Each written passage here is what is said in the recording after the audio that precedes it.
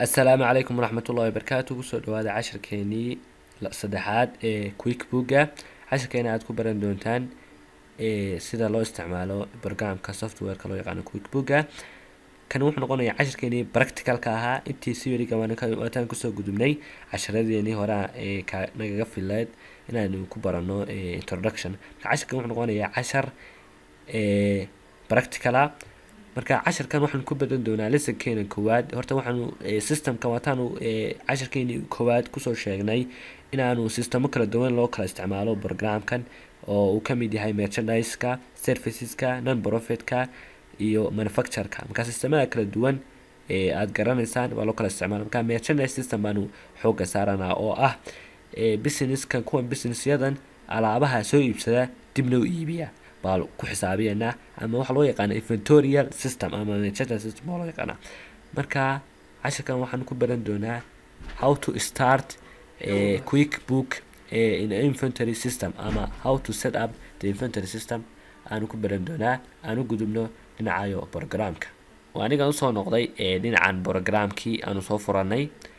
programka shaashadiisu sidan u egyahay marka koowaad. waxaan rabnaa inaanu abuurno company ama company-ga aad leedahay inaan register gareyno. marka ugu horeysa marka quickbook aad soo furtid daaqadana kusoo baxaysa waxaad tegaysaa options fara badan baad leedahay. marka waxaan tegaynaa marka koowaad create new company baad ku duldhifanay.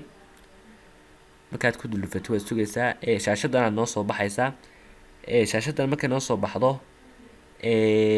meelahan kala duwan bogsyo fara badan baad arkaysaa. waxaad ku duldhifanaysaa detail start. siba ferskan isticmaalayo waa 2016 enterprise qaybta enterprise-ka. marka waxaad ku duldhifanaysaa detail start baad ku duldhifanay.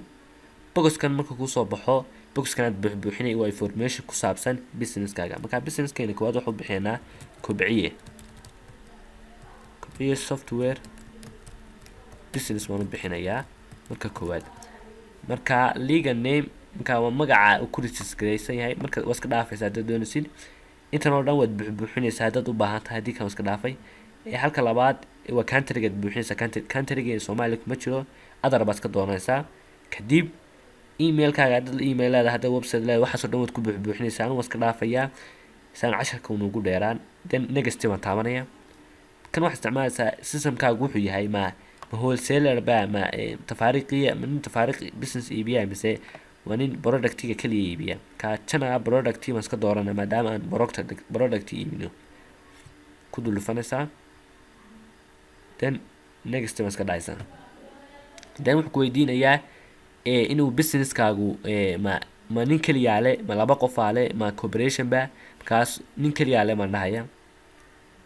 su-aalahan adaa is weydiinaya ma businesskan xiligaa la bilaabaya January ba iska dheh.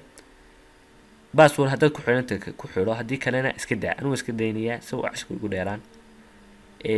then next waan iska taabanaya. waxaan sheegayaa folderkan ama meesha aan ku ridanayo failkaygan. marka meeshaad sheegaysaa aad ku ridaysid tegaysaa. marka hadda waad save garanaysaa. anuu save aanaya halkaasaan ku ridanayaa. tan isagaa slow gareynaya oo iska suganaa inta uu slow gareynayo. markaad next ku dhifatay waa ka shaashada noo soo baxday. then next waad ku iska dhifanaysaa. then hadduu service yahay iyo hadduu product yahay waad ku dhifanaysaa. waxaan dhahayaa businesskayga waa product kaliya iibiyaa. then next waad dhahayaa. then sales tagas muu leeyahay maay baan dhahayaa. then estimate muu leeyahay haa. estimation hadduu samayn karo quickbook-aaga waad dhahaysaa haa. then yes baad taabanay. kaa kalena waa orderska ama office invoiceska inaad qoran kartid haa baad dhahaysaa. kan estimates isaguna muu samayn kara statementiga haa baan dhahayaa.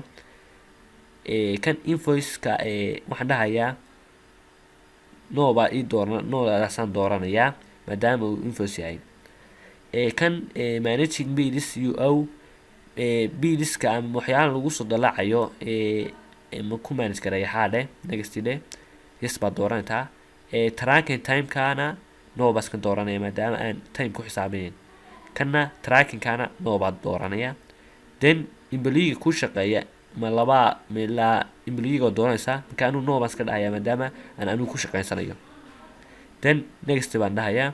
then business xilliga la bilaabayo ma beginning of the fiscal year ba haa baan dhahayaa. sanadkan la bilaabaya bilowgiisa businesskan. then halkan akoontada ku darso buu leeyahay xagga dama kaga daranaa kan laakiin waxaan ku daranaa sales discount kaliya then next ma iska dooranaya then go set up ma dhahay hadeer quickbook-gaygii saasuu igu gareysan yahay wuxuu u baahan yahay shaqooyinkii in aanu ku guto marka casharkeenii intaasaan kusoo gabagabaynaynaa. wassalaamu calaykum waraxmatullahi wabarakaatu.